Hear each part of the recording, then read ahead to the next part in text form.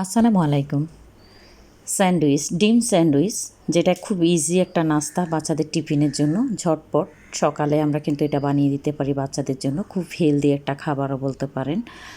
আর এই স্যান্ডউইচটা আমি মাত্র 2টা ডিম দিয়ে আমি প্রায় 14টার মতো স্যান্ডউইচ করেছি। এখানে আমি 4টা দেখাচ্ছি আপনাদের, মাত্র 2টো ডিম দিয়ে।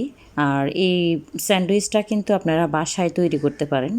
স্যান্ডউইচ আসলে চিকেন স্যান্ডউইচ, ডিম স্যান্ডউইচের দামটা প্রায় একই পড়ে বাইরে থেকে কিনতে গেলে, কিন্তু ঘরে এটা খুব ইজিলি আপনারা তৈরি করতে পারেন।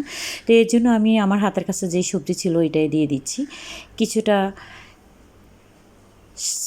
কিছুটা শসা নিয়ে এগুলোর পানিটা নিগড়ে নিয়ে এর মধ্যে আমি কিছু ক্যাপসিকাম আর পেঁয়াজ দিয়ে এটার মধ্যে কিন্তু আমি এই স্যান্ডউইচটা এখন তৈরি করে নিব।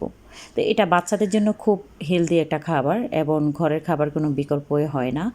তাছাড়া আপনারা টিফিনের জন্য এটা বাচ্চাদের জন্য করতে পারেন, বিকালের নাস্তার জন্য করতে পারেন। তো আমি এখানে 2টা ডিম নিয়েছি।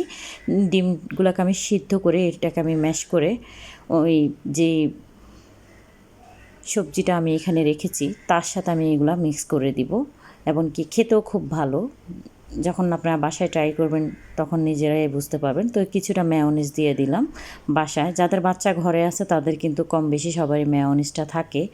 তো এই মেয়োনিজটা দিয়ে আমি এর উপরে কিছুটা চিনি দিয়ে দিব, কারণ মেয়োনিজটা একটু টক টক থাকে, আর যেহেতু বাচ্চাদের জন্য করব চিনি দিলে খেতে ভালো লাগে। আর দিয়ে দিলাম 2 টেবিল চামচের মতো গুঁড়ো দুধ দিয়ে এটাকে এখন আমি এগুলোর সাথে মিক্স করে নিব।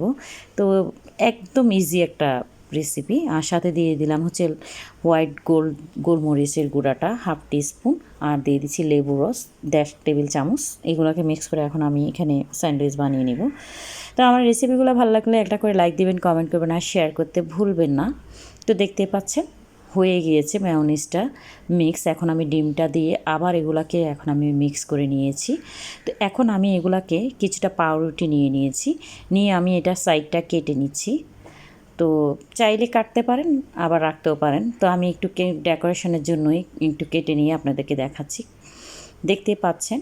তো এইভাবে চামিচে দিয়ে আমি এটাকে এখানে দিয়ে দিলাম, দিয়ে উপর থেকে আমি আরেকটা স্যান্ডউইচের যে পাউরুটির পিসটা দিয়ে এখন আমি এটাকে কেচির সাহায্যে কেটে নিচ্ছি। এটা খুব ইজি একটা রেসিপি।